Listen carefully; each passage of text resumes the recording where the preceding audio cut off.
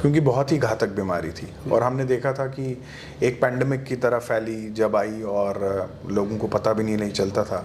लेकिन जो अवेयरनेस के माध्यम से काम किया गया और कोशिश की गई कि लोगों के साथ इस पे बातचीत की जाए और जो लोग इफ़ेक्टेड हैं उनकी प्रॉपर टेस्टिंग हो। मैं सबसे पहले तो ये बताऊंगा कि मलेरिया जो है बेसिकली एक प्रिवेंटेबल डिजीज़ है और जो प्रिवेंटेबल डिजीज़ है उसके कारण डेथ हो जाए तो ये आज की सदी में हमारे लिए बहुत शर्म की बात है।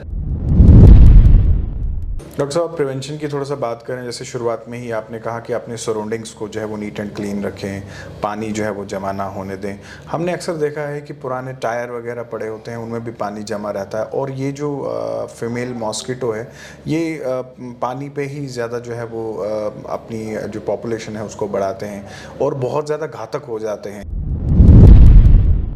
ग्रामीण इलाकों में भी हमारे जो है जो मलेरिया डिपार्टमेंट काम कर रहा है वहाँ पे हमारे GHI जिसको जूनियर हेल्थ इंस्पेक्टर और बेसिक हेल्थ वर्कर हैं, वो हर एक PHC लेवल पे और सब सेंटर लेवल पे उनको एरिया बांटा गया है और वो इस एरिया में काम करते हैं।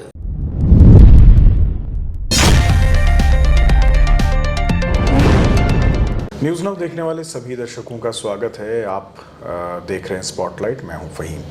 आज 25 अप्रैल है और हर साल 25 अप्रैल को मनाया जाता है वर्ल्ड मलेरिया डे।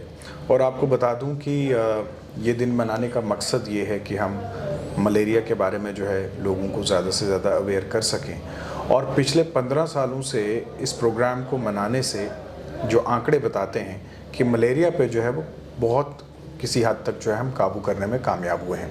आपको बता दूं कि 2018 में पूरी दुनिया में 4 लाख लोगों की मलेरिया से जो है वो जान गई।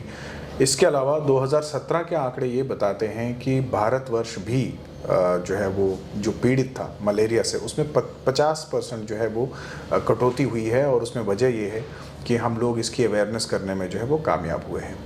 जम्मू कश्मीर में मलेरिया के हवाले से क्या कुछ हो रहा है और आज 25 अप्रैल है तो हमारे साथ आज जुड़े हैं डॉक्टर हरजीत राय जो कि स्टेट मलेरियोलॉजिस्ट हैं जम्मू कश्मीर से। आपका प्रोग्राम में स्वागत है डॉक्टर साहब। थैंक यू डॉक्टर साहब, प्रोग्राम की शुरुआत में मैंने कहा कि मलेरिया के बारे में जो बात की जा रही है और पिछले 15-20 वर्षों में जो कोशिश की गई है, क्योंकि बहुत ही घातक बीमारी थी और हमने देखा था कि एक पैंडमिक की तरह फैली जब आई और लोगों को पता भी नहीं चलता था। लेकिन जो अवेयरनेस के माध्यम से काम किया गया और कोशिश की गई कि लोगों के साथ इस पे बातचीत की जाए और जो लोग इफ़ेक्टेड हैं उनकी प्रॉपर टेस्टिंग हो, सही समय पे जब पता लगता है तो इस बीमारी को जो है वो कंट्रोल किया जा सकता है। आपसे जानना चाहूँगा सबसे पहले कि थोड़ा सा आप मलेरिया के बारे में बताएं। जी धन्यवाद बहुत बहुत। मैं सबसे पहले तो ये बताऊंगा कि मलेरिया जो है बेसिकली एक प्रिवेंटेबल डिजीज़ है और जो प्रिवेंटेबल डिजीज़ है उसके कारण डेथ हो जाए तो ये आज की सदी में हमारे लिए बहुत ही शर्म की बात है। जी। क्योंकि आज हमारे पास इतनी तरक्की कर ली है साइंस ने कि हमारे पास प्रिवेंटिव मेजर्स भी हैं और इसकी ट्रीटमेंट भी उपलब्ध है और लेटेस्ट ट्रीटमेंट भी हमारे पास है। अब होता क्या है कि जब तक किसी को जानकारी नहीं है तो जानकारी के कारण ही जो उसे के अभाव के कारण जो हमारी मलेरिया की जो कहीं कहीं डेथ्स हो जाती है वो होती है। लेकिन मैं आपको अच्छी बात यह है खुशी की हमारे जम्मू कश्मीर में पिछले 15 साल से मलेरिया की कोई भी डेथ नहीं हुई यहाँ पे। और मलेरिया के जो केसेस थे 2017 में हमारे पास 256 टोटल केसेस थे पूरे साल के। उसके बाद घटते घटते पिछले साल 2022 में वो सिर्फ 33 के ऊपर पहुँच गए और इस साल जो है अभी जनवरी से लेकर मार्च तक हमारे पास 0 मलेरिया है। और जो वर्ल्ड मलेरिया डे आज हम लोग मना रहे हैं तो इसका जो थीम है वो भी यही है कि take it to zero malaria, कि हमें मलेरिया को 0 फिगर तक लेके जाना है। उसमें हमारे जैसे मैंने पिछले बोला कि 33 पूरे साल में आए थे वो 33 भी नहीं आने चाहिए, तो हमारा बिल्कुल 0 फिगर होनी चाहिए। दूसरा इसके साथ साथ थीम इस बार है कि इन्वेस्ट, इनोवेट एंड इम्प्लीमेंट। तो इन्वेस्ट में सबसे इम्पॉर्टेंट ये है कि कोई भी प्रोग्राम होता है उसकी फंडिंग की ज़रूरत पड़ती है। जैसे हमने टेस्टिंग करनी है उसके लिए इंसेक्टिसाइड्स चाहिए तो उसके लिए इन्वेस्टमेंट बहुत ज़रूरी होती है, तो गवर्नमेंट की तरफ से भी इन्वेस्टमेंट होती है। दूसरी जो है इंपॉर्टेंट इन्वेस्टमेंट है वो हमारे हेल्थ वर्कर्स करते हैं जो जाके घर घर जाके चेक करते हैं, लार्वा ढूंढते हैं, ब्रीडिंग साइट्स को ढूंढते हैं, चेक करते हैं। और तीसरी इन्वेस्टमेंट मैं चाहूँगा कि दर्शकों से कि जो अपना बचाव कैसे करें। सबसे पहले तो जो उनकी ये इन्वेस्टमेंट होनी चाहिए कि हमें अपने आस पड़ोस में कहीं पे भी पानी एकत्रित नहीं होने देना, क्योंकि पानी यहाँ पे एकत्रित रहेगा 6-7 दिन तक लगातार खड़ा रहेगा, स्टेगनेंट रहेगा, तो वहाँ पे मच्छर पनपना शुरू हो जाएंगे। तो यही इंपॉर्टेंट है कि हम आस पड़ोस में ध्यान रखें कि हमारे यहाँ पे पानी को तो इकट्ठा हो रहा है। अगर कहीं पे पानी इकट्ठा होने की संभावना या हो रहा है तो उसको हम डिस्ट्रॉय करें, पानी इकट्ठा ना होने दें। दूसरा इंपॉर्टेंट है कि जैसे अभी गर्मी आ गई है, हमें कूलर का इस्तेमाल करेंगे, पक्षियों को पानी के लिए ऊपर बर्तन रखेंगे, तो ये सारी चीज़ें जो है पानी से भरी रहती हैं। हम लोग उसको पानी डालते हैं लेकिन खाली नहीं करते। तो एक और मेरी ये यहाँ से रिक्वेस्ट रहेगी कि आप एटलीस्ट हफ्ते में एक दिन कूलर को, पानी की टंकी को, जो अनयूज्ड हैं, टायर्स हैं या अनयूज्ड पार्ट्स हैं, उनको एक बार आप हफ्ते में ज़रूर खाली करें, सुखाएं, ताकि मच्छर ही ना पनपे। डॉक्टर साहब, अप्रैल महीने में इस दिन को इसलिए मनाया जाता है कि इसको कहते हैं कि this is the early summers. और जैसे कि आपने अपनी अभी जिक्र किया कूलर्स का या फिर स्टैगनेंट वाटर का, और हमने अक्सर देखा है कि गर्मियों में लोग जो है वो पानी रखते हैं, स्टोर करके रखते हैं, जमा करके रखते हैं, और ये जो हमारे कूलर्स वगैरह हैं उनमें पानी जमा रहता है। इसके अलावा हमने देखा है कि आजकल प्लास्टिक के स्विमिंग पूल्स वगैरह जिसमें बच्चे घर में जो है वो स्विमिंग वगैरह करते हैं, नहाते हैं, उनमें भी पानी जो है वो जमा रहता है। थोड़ा सा पहले बुनियाद में मैं ये जानना चाहूँगा कि ये तो पैरासाइट से होती है बीमारी, और दूसरा ये कि हम कोशिश ये करते हैं कि लोगों को ये समझाने की कि आप लोग पानी जमा ना रखें। बुनियाद से बताएं, एक तो पैरासाइट से जो बीमारी होती है, दूसरा ये कहा जाता है कि ये फीमेल मॉस्किटो ही है जो कैरी करती है इस वायरस को। बिल्कुल बिल्कुल। देखिए, जो कैरियर इसका वेक्टर है, जिसको वो हम बोलते हैं व्हीकल ट्रांसफ़र करती है इसको, वायरस को, वो है मच्छर। और मच्छर में भी हमारा स्पेसिफिक है फीमेल एनाफिलिस। तो फीमेल एनाफिलिस ही कैरी करती है जो ये वायरस है, जिसको हम प्लाज्मोडियम वाइवेक्स और प्लाज्मोडियम फैल्सीपैरम के नाम से जाना जाता है। तो इनको, जरासीम को यही कैरी करती है और यही इन्फेक्ट करती है ह्यूमन बींग्स को। तो सबसे इम्पॉर्टेंट ये है कि हमें जो कंट्रोल करना है, एक तो हम वेक्टर के ऊपर कंट्रोल करें, हम मच्छर को बिल्कुल ना पनपने दें, और अगर मच्छर है जो हमारे से कंट्रोल नहीं हो रहा तो हम कम से कम अपना बचाव तो कर सकते हैं ना। तो अपने बचाव के लिए हमें फुल स्लीव्स, जैसे गर्मी में फुल स्लीव्स के कपड़े पहने अगर आप बाहर जा रहे हैं, ताकि मच्छर ना काटे। घर में अगर रात को सोने लगे हैं तो मच्छरदानी का इस्तेमाल करें। और जहाँ पे आप लोग जो एक्सपोज पार्ट्स से सोते हैं, सोने के टाइम पे नहीं कर सकते, तो आप मॉस्किटो रेपेलेंट्स का उपयोग करें, ताकि आप अपने आप को ये रखें कि मच्छर से हमें बचा के रखना। क्योंकि एक ऐसी बीमारी है जो मलेरिया या डेंगू, मच्छर तो एक है, मलेरिया तो एक है, लेकिन मच्छर के काटने से डेंगू, चिकनगुनिया वगैरह भी होते हैं। तो ये वाली जो बीमारी है, जैसे डेंगू है, तो उसको तो इलाज भी नहीं है। तो उससे बचने के लिए हमें ये ध्यान रखना कि हम अपने आस पड़ोस में साफ़ सफाई रखें, मलेरिया, मच्छर को पनपने नहीं जाने। अगर हम लोग ये छोटे छोटे इंटरवेंशन करेंगे, छोटी छोटी युक्तियाँ करेंगे, तो हम मच्छर से मुक्ति पा सकते हैं। प्रिवेंशन और क्योर की भी बात करेंगे डॉक्टर साहब, लेकिन सबसे पहले जानना चाहेंगे सिम्टम्स क्या है। और हमने अक्सर देखा है लोग सेल्फ मेडिकेशन वगैरह करते हैं और विदाउट टेस्टिंग जो है वो दवाइयाँ वगैरह खाना शुरू करते हैं।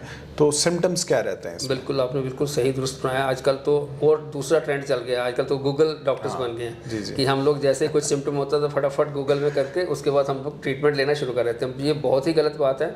सबसे पहले तो ये है कि इसके मैं आपको लक्षण बताऊँगा। मलेरिया जब भी होगा, उस व्यक्ति को फीवर होगा, हाई ग्रेड फीवर होगा, बॉडी में एक्स होंगी, दिल मितलाएगा, उल्टी भी हो सकती है। तो ये सब जब लक्षण हैं, और ख़ास करके जब सीज़न ऐसा चल रहा है, तो हमें नियरेस्ट हेल्थ सेंटर में जाके अपनी ब्लड स्लाइड का टेस्ट कराएं, मलेरिया का टेस्ट कराएं।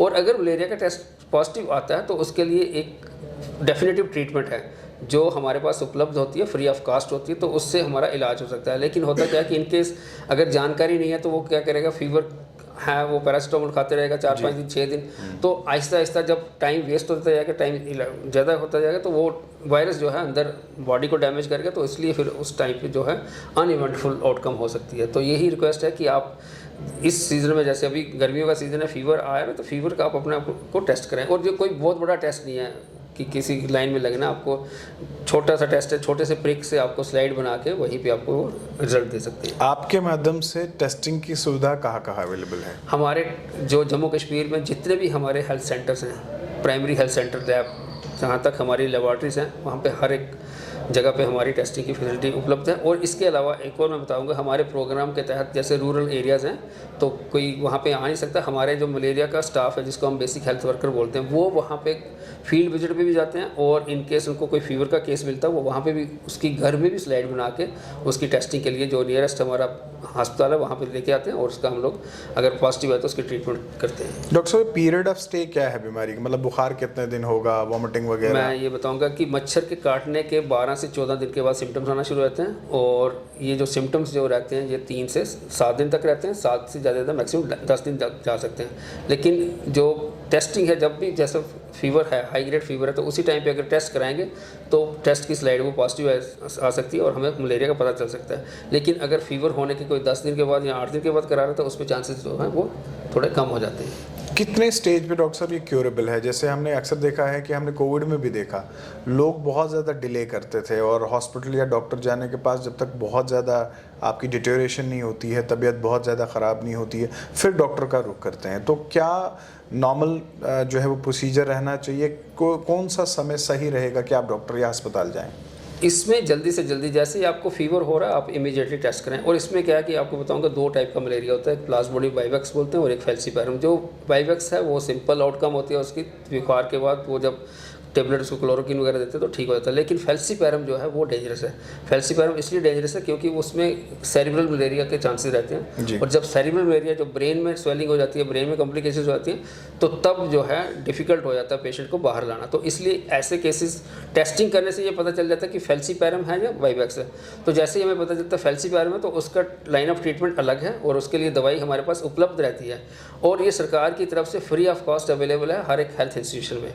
तो यही रिक्वेस्ट रहेगी कि आपको अगर फीवर हो रहा है सीज़न में 1 या 2 दिन में फीवर है तो आप फटाफट अपना ब्लड टेस्ट करा लीजिए कि कहीं मलेरिया तो नहीं है। लेकिन अभी जैसे ये वाला तो मलेरिया का सीज़न है, जैसे अभी पोस्ट मानसून सीज़न होगा, रेंस के बाद सितंबर अगस्त सितंबर, तो तब डेंगू का प्रकोप शुरू हो जाता है। तो उस टाइम पे भी इनिशियल जो है टेस्टिंग बहुत ज़रूरी है, इमीडिएट टेस्टिंग बहुत ज़रूरी है। डॉक्टर साहब, प्रिवेंशन की थोड़ा सा बात करें। जैसे शुरुआत में ही आपने कहा कि अपने सराउंडिंग्स को जो है वो नीट एंड क्लीन रखें, पानी जो है वो जमा ना होने दें। हमने अक्सर देखा है कि पुराने टायर वगैरह पड़े होते हैं, उनमें भी पानी जमा रहता है, और ये जो फीमेल मॉस्किटो है ये पानी पे ही ज़्यादा जो है वो अपनी जो पॉपुलेशन है उसको बढ़ाते हैं और बहुत ज़्यादा घातक हो जाते हैं अगर इनको जो है वो लोकल पॉपुलेशन मिल जाए।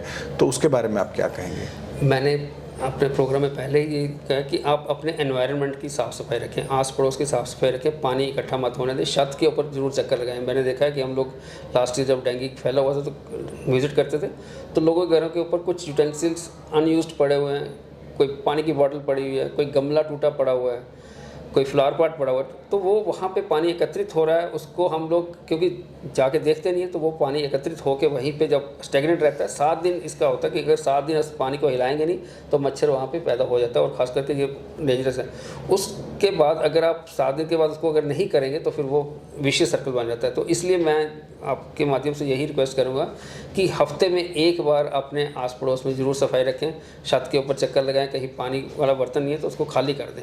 आजकल काफ़ी रिवाज है, लोग छत के ऊपर वर्टिकल गार्डन्स भी शुरू हो गए बनाना और गमले भी रखते हैं, तो गमले में भी जो स्टेगनेंट पानी है उसका भी ध्यान रखें कि उसको भी एक दिन आप बिल्कुल सूखा रखें, एक दिन तय कर लें। जैसे बाकी स्टेट्स में भी काफ़ी जब डेंगू का होता तो एक संडे रखा हुआ था कि रविवार मच्छर पे वार, तो हम लोगों को यही अपनाना चाहिए कि रविवार को हमें अपना कूलर खाली करें, गमले का ध्यान रखें, कोई नहीं अब स्टेगनेंट पानी वाला कहीं दें तो उसको ड्राई करके रखें, जो पक्षियों को पानी पिलाने वाले बर्तन उनको ड्राई करके रखें, ताकि जो ओपन में पानी पड़ा हुआ है वो बिल्कुल साफ़ जब ड्राई हो जाएगा तो इससे क्या होता है कि जो मच्छर के लार्वा है वो खत्म हो जाते हैं। डॉक्टर साहब, डेडिकेटेड डिपार्टमेंट है मलेरिया का, शहरों में आप लोगों की प्रेजेंस है, ग्रामीण इलाकों में किस तरह से काम करते हैं? बिल्कुल, ग्रामीण इलाकों में भी हमारे जो है जो मलेरिया डिपार्टमेंट काम कर रहा है, वहाँ पे हमारे GHI जिसको जूनियर हेल्थ इंस्पेक्टर और बेसिक हेल्थ वर्कर हैं, वो हर एक PHC लेवल पे और सब सेंटर लेवल पे उनको एरिया बांटा गया है और वो इस एरिया में काम करते हैं।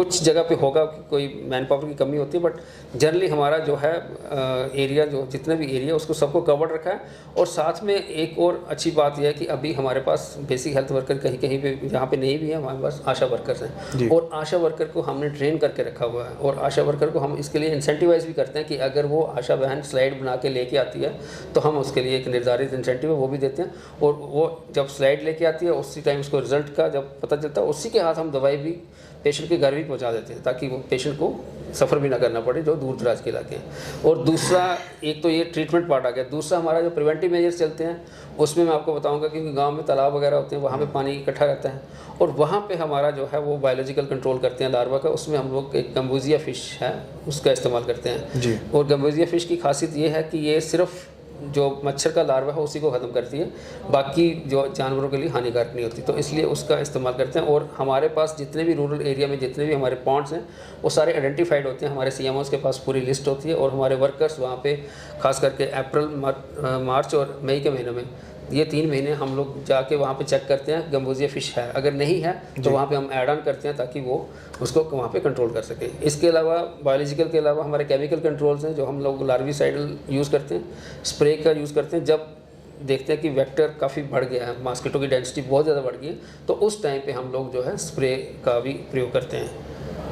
आजकल डॉक्टर साहब बहुत सारे रेपेलेंट्स वगैरह जो है वो मार्केट में अवेलेबल हैं, क्या उनका इस्तेमाल करना सही है? बहुत अच्छे हैं रेपेलेंट्स आजकल, ये तो करना चाहिए। जो वेपराइज़र हम लोग यूज़ करते हैं सोने के टाइम पे, हाँ धुएँ वाली चीज़ें वो हैं जो बंद कमरे में वो बिल्कुल नहीं यूज़ करनी चाहिए। स्टिक्स जो हैं वो उनको मत यूज़ करो, लेकिन जो वेपराइज़र है वो जो रब्स हैं, जो सिर्फ ऑयल्स आ गए या ये ऑइंटमेंट्स आ गई, वो ठीक है हमारे लिए और सेफ भी हैं। बच्चों में हमने देखा है कि जो ही गर्मी बढ़ती है तो हाफ स्लीव्स या शॉर्ट्स वगैरह में जो है ज़्यादा बाहर खेलते या घूमते हैं, तो वो कितना ख़तरनाक है एक्सपोज्ड रहना?